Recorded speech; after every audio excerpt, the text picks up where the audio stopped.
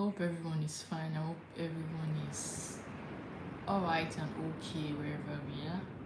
So just decided to come live for a few minutes before I go off because it's been a lot of work behind the scenes lately. But very soon it's going to be shared publicly. But for now, it's just a lot of behind the scenes work. But today I have an information, not information, a piece like an educational thing to share with you guys when it comes to building wealth. You know, it's always about real estate, how to build wealth, financial freedom on this page. So we're just talking about how to, maximize your money, how to maximize your profit, your income, and everything. So that at the end of the day, while you are working for money, your money is also working for you. Because it will get to a particular period in life where chronologically you won't be able to do what you used to do 10 years, 20 years, 30 years ago. So it's just biological, nobody can escape that. So what are you going to rely on, or what's going to feed you then when you're at that stage in life? Because you cannot 100% depend on people. I know some people might be like, oh, my children, yeah, it's good, but know that children should not be retirement backup plan.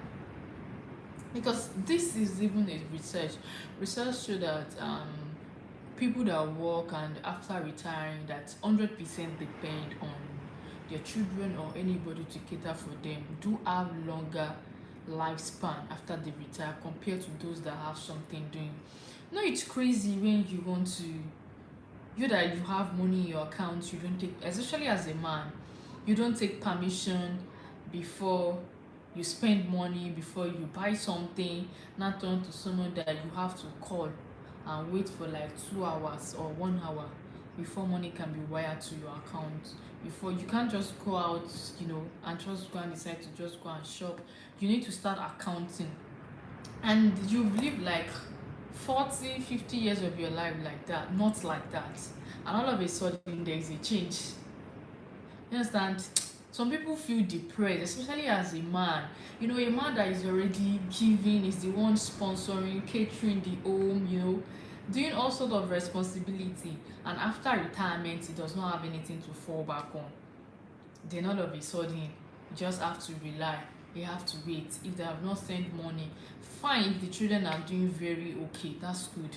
But sometimes, the country at times might not be, oh, okay, I need 100,000 I want you to do something. Daddy, you have to wait. Not because the children are being wicked or anything, you understand? It's just at times it's happening like that. So that's why whatever stage or whatever level you are, whether you are in your 30s, you are in your 40s, you are in your you need to start planning. Because there will be a certain time you'll not be able to work actively the way you are. And real estate is one thing that, honestly speaking, it's very easy for you to do and for you to make money. I'm not saying this because I'm into real estate. I'm just saying this because if you look at wealthy people, they do have patterns, and 3 ways they do get wealthy. The number one, they invest in assets, real estate, and other solid assets.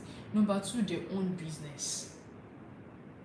And thirdly, they invest in other people's business, just like buying stock, buying shares. But you know that investing in other people's business, you don't 100% control it. Because if the business, I want to make this as short as possible, but then I just want to try to explain. If the business falls down, anything, your capital is also, but if it goes up, good for you. The second one is establishing a business. Let me tell you something, not everybody is an entrepreneur. Let's just be sincere with ourselves. Not everybody can manage businesses, captain, yes, captain high, and this is, I can't pronounce this name, but high. So not everybody can manage business. Not everybody can do business. In fact, research has shown that um in 10 years, within the space of 10 years, that if there are 100 business that are established, the one that remain as the test of time are not up to 5%. You know, this research shows you that, you know, 50%, 70%, 80, especially not everybody. First year to third year, a lot would have collapsed. From the fifth year to like seventh year, a lot will have collapsed because business is for the strong. It's for the strong. If you are not physically and mentally capable, you won't be able to run business. Let's be honest. A profitable business at that. Let's be honest. But real estate, you see a lot of people, even old people, you see them, they are landlord, landlady, they own properties. They don't necessarily have to do anything because it's just once the building is structurally there, you just have to be collecting rent, and not only rent, the other form of investment. So that's what's going to be leading us to real estate, using it as a vehicle for wealth creation, to make more money, to hedge against inflation, and even to plan for your retirement. So when we're talking about real estate, people have different reasons they invest in real estate. If I want to invest, I definitely not necessarily have to do the type you are doing, because I might have my reason, I might have my goal, and you will have your goal, you have your reasons. Do you understand? For someone that is investing, that they are in their 20s and their 30s, they are going to be investing differently for someone that is in their 50s, someone that is in their 60s. So our goal is different. But I'm going to be breaking down to three major aspects of it. People invest in real estate for one, capital preservation, and also wealth preservation. Some people, they are wealthy, they have the money, they have the business, they have that work that pays them very well. They just need somewhere they can put their money in, then they know that, okay, my capital is preserved. Those are the people that you see them, they are buying property of 1 billion, property of 2 billion. They don't care. But it's too expensive, it's too this, it's too that. They just want to put their money into something real, because they know that inflation is eating up in the bank. At least when it's there, in 5 years time, it's going to appreciate. Their capital is there, they can see their physical assets. And you know, you are buying property worth that amount, it's always in, you know, a city, and for the main time they can use to be generating cash flow. So all they are after is just capital preservation. Number two, some people invest in real estate for capital appreciation. Oh, I have 1 million naira, I have 2 million naira. Where are you from? My name is Zaina Balogun, and the lead consultant of Yemina Properties. I'm based in Lagos, but we have properties across Lagos, Ibadan, Oyo State, West, Abuja here. So let me continue what I'm saying. Capital appreciation. Oh, I have 1 million naira, I have 1.5, I have 2 million, I have 5 million, I have 10 million naira. I don't want, let me just put, yes, Nigeria, yes. Let me just put this property, let me just put this money in property, in an asset that can grow. People like that want capital appreciation can go for land banking projects. Places that are still, you know, they are developing, but they are not yet at its peak. Do you understand? These places can do like 30-50% ROI, even 100% in the space of, you know, 3 years, 5 years. For example, let's say 10 years ago, the likes of people that are familiar with Lagos, Ibeju, Lekki axis, 10-15 years ago, nobody wants to invest here. It's far, this is a bush, oh, I cannot live there, it's too extreme, it's out of Lagos, it's this, it's that. A lot of people, but people who have inside information, they know that there are a lot of infrastructure coming up there. Like the Dangote refinery, it got it like 2014. That's like 10 years plus years ago, like 12 years ago. Do you understand? So some people have inside information and that, oh, there are a lot of infrastructure going on there. That time, I don't think the deep sea was there already, the airport there. Those people that want capital appreciation, like far back investing 15 years ago, maybe purchasing the land 200,000, 500. The highest we see then is 500,000 naira. They bought in acres. You understand? Having like 5 million now, buy 500,000 per plots there. Purchase like 3 acres or 2 acres, depending on your negotiation skills. You have it there. You just remove mind, because buying land banking projects is someone that has patience too. You cannot just go and buy land banking projects, and under 6 months or 1 year you say you want to sell, you will not make, you just sell it for loss, because you just want to sell. I want to quickly. They have patience. They just bought it, fence it. Some people will not even fence it, just collect their documents. Do you understand? And they just there. They are making money. Now, you know how much a plot cost in that axis? 40 million, 50 million with good titles. That is capital appreciation. Some people are just after capital appreciation. So if you're looking for properties, land banking be like a big capital appreciation, you can go towards, Ekpe, some parts in Ikorodu that are still affordable, that are still selling for like 3 million, 2 million, 5 million, depending. And you see around Agbowa axis, there are a lot of infrastructure coming up in the axis. Like, this is insider information. If you have money and you want to invest somewhere within Lagos, but you cannot afford the big cities like the 50 million, just go towards the axis. Buy. We have property along that side. Buy. The 4th mainland bridge is coming. One of the foods is going to be in Agbowa. From Agbowa Ikorodu, you can directly access island. That is the major infrastructure. It might not be this year they are going to construct the bridge, but one day they are going to construct it. So don't look at when are they going to do it. One day they are going to do it. One day they are going to open book and do it. So position yourself. Don't be the investor that keep on that's always at the sideline. They are not going to do it. They are not going to do it. Do you understand? Buy. There are a lot of infrastructure going on in that place. Buy. You can go towards places close to Lagos, to Ogun State, Moniya in Ibadan, places that have close proximity to Lagos. They are still in the circumference, 1 or 2 hours away from Lagos. They are still in the circumference of Lagos, because the overflow in Lagos will definitely get there. Invest there. The third one is the cash flow. Some people invest in real estate because they want cash flow, and this is where I'm going to be talking mostly about. I just have like, let's say, 20 minutes left on this life. So I've mentioned capital preservation, capital appreciation, and cash flow. Some people I just want to invest in real estate because I want to be making back money. Because most aspect of real estate, once you invest your money, it's just there. You cannot make anything from it unless you sell the property off. That's like a building house you live in. You're not making any money unless you sell the house.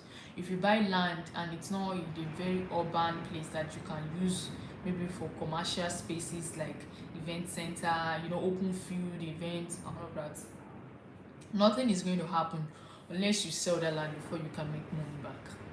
You're just rich on paper, you're not rich in cash. But if you go for cash flow properties, your property is tier number 1 and you're still getting return on it depending annual. That's just like you investing in stock that pay dividends. You still have your capital you invested and you're still collecting dividends. So that's how this cash flow property works. Your asset is there, and one thing about it that is also appreciating in value. For example, you get a short-let apartment in Ikeja. Let's say you get it for 60 million, 70 million, 100 million, depending on the type of property you go for. Let's say the one of 50 million, maybe a studio apartment. You get it for 50 million naira. Your 15 million naira is tied to an apartment you can see with strong documentation, please. A good verifiable documentation. Once that is there, by the end of 3 years, 5 years, the 15 million naira will definitely have appreciated, but your money is still there. Then let's say you are using it for a short let. Let's say and averagely you are releasing the studio for, let's say, 50,000 naira per night, and let's say like in a month you can be getting 1 million naira from that property. So imagine 1 million naira times 12 months. That is 12 million naira in 1 year. Multiply by the years you are using it. Your 50 million naira capital and the capital appreciation on property is still there. That's one. Plus the cash flow you are getting. I don't know if you get it. So that's why I love this cash flow property very much, because you don't have to wait until you sell that property off. Unlike capital appreciation, you have to wait that it have appreciated enough so you feel like, okay, I want to flip this land. But cash flow, you are getting capital appreciation, your capital is increasing in value, and also you are getting cash flow, you're getting money steadily on it. Another route you can go for this cash flow is going into agriculture. Yes, going into agriculture. Agriculture also gives you the means for you to experience both capital appreciation, your land is appreciating in value, and also you are getting cash flow from the crops. And this is like an easy model entry compared to building. For you to get a good buildings that you want to get good amount of money, you need to have like 50 million naira. And that's because things are this is 2026. Cost of land, cost of building approval, cost of materials, etc. is at the high side. So definitely the finished product is also going to be at the high side. But for land, you can get a land banking project, let's say an acre which is 6 plot for 3 million naira, or even a plot for 500,000, 700,000, depending, and you start farming on it. You necessarily don't have to do the farming yourself, because there's a new shift whereby there are people that are going to farm for you, agronomists, farm managers. You just buy it from a company, you own the land. Do you understand? You own the land, the farm on your behalf. It's like a collective farming, not only you are doing it. So it's more easier for the farm managers, the agronomists, to work on it, because if I'm working on 30 acres of land, it's still like the same. I have to move down to there, the same resources and all of that. It's okay, I want to farm on one plot. It's just like it's too small. Do you understand? So it's like a collective or investor who are doing it. And you necessarily don't have to farm for yourself, because a lot of people don't know how to farm. I'm integrating myself into that aspect now. Yeah, some behind the scenes are just farming. Some people don't know how to farm. That's fine. Okay, some people have what they are doing, not that they cannot farm, but they have work they are doing. They are going to work, they are bills to pay, and all of that. And farming is a one type thing that if you don't have the technical know-how, it just look easy at the surface, but then you need to have deep knowledge about it before you go about it. That's the essence of having a community, having an agronomist, having farm managers, and a lot of people monitoring it, so the crops can perform best. So if you have that 1 million naira, if you have that 2 million naira, if you have that 10 million naira that you have somewhere, you necessarily don't have to have everything at once, because this thing, they are payments down. Let me give you for example, and 1 acre of pepper farming can generate up to like within 10 million to 17 million naira annually for you. By annually, because pepper has a lifespan of, let's say, 4 months to 5 months, and including harvesting and sales, that's going to expand to 6 months. So if you have 1 acre of pepper farming, pepper has a lifespan of, I said, 4 months. So that means 2 cultivation in a year, depending on the market price.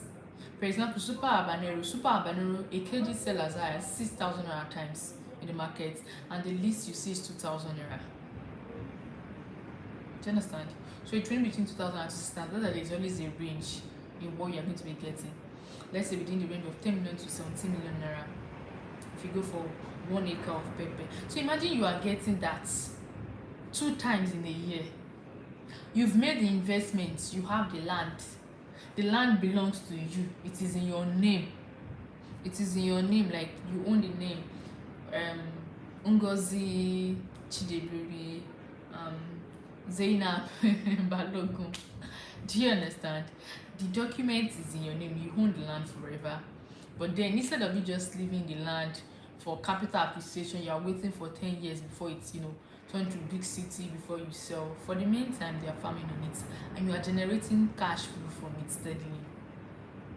You can decide to go for cash crops too. Cocoa, cashew, oil palm. There are a lot of cash crops you can go for. And you know what cash crop are still in the market now. And one thing about cash crop is that they are perennial crops. You plant it once and you harvest for a very long period of time. You can harvest as far as 25, 30, 40 years, and you're planting it once, and you're going to be getting your returns. That's just like a passive investment, because you don't have to be the one to do it. You're not the one doing the work. If you are planning for retirement, this is for you, because if you have an investment that is giving you nothing less than 10 million naira annually, it is something. honestly speaking. Imagine you now having acres, you having 5 acres, you having 5 hectares. That is a lot. You can decide if you are planning for retirement, this is for you. If you are a young individual, just okay, bright or I'm coming. Let me. I need to. How can I post this live?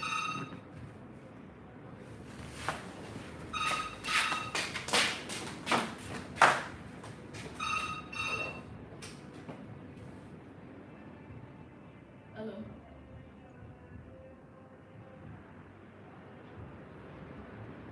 Hello.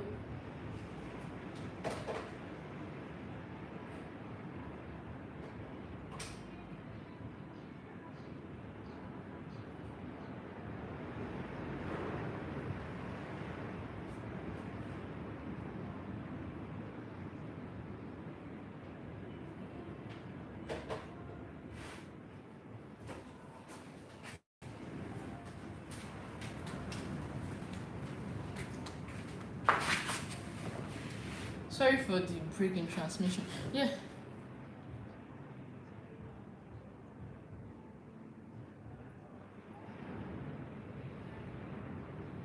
So as I was saying, if you are planning for retirement, looking for extra income, a lot of people they're looking for extra income. It's good to always have investments, it's good to always have savings, but then instead of saving in bank or doing other investments that just give you minimal, diversification is good, but then agriculture is something that can never go out of demand. We eat every day. And if you're in a place like Nigeria, we all need to embrace agriculture. We need to embrace agriculture. We need to embrace farming because there are a lot of things that we are importing. So doing this, you are contributing to the food scarcity. You are contributing to food. At the same time, you are also getting money at the end. You are getting your returns. You are getting money. So whatever real estate investment you are doing, always include cash flow to it. Yeah, depending on the stage you are, depending on what you want, but cash flow investment is good. So if you are looking for any property like the farming I just gave start, or you want a property you can use for shortlets, maybe in prime location on the island, on the mainland, or do you want something you just want to buy to live in with your family, lands you can buy to build to, they are also available. So kindly reach out to us and we're going to attend to you based on your preference or based on what you need. And if you're just joining this live, just make sure you watch from the beginning because I've shared a lot of tips that's going to help you not only just on real estate financially. You're going to get more knowledge, more insights about how things work in the real estate and how to build wealth. Yeah, how to, even if you are building from scratch gradually, how to build wealth, how to generate income, how to generate passive income, how to build wealth, how to prepare for your retirement plan, how to generate more passive income, and lots more. All right, bye, see you. Thank you for joining. Thank you all, appreciate. Kindly send us a DM if you have any real estate inquiries, and see you on my next live. Bye for now. Thank you. Okay, I'm done.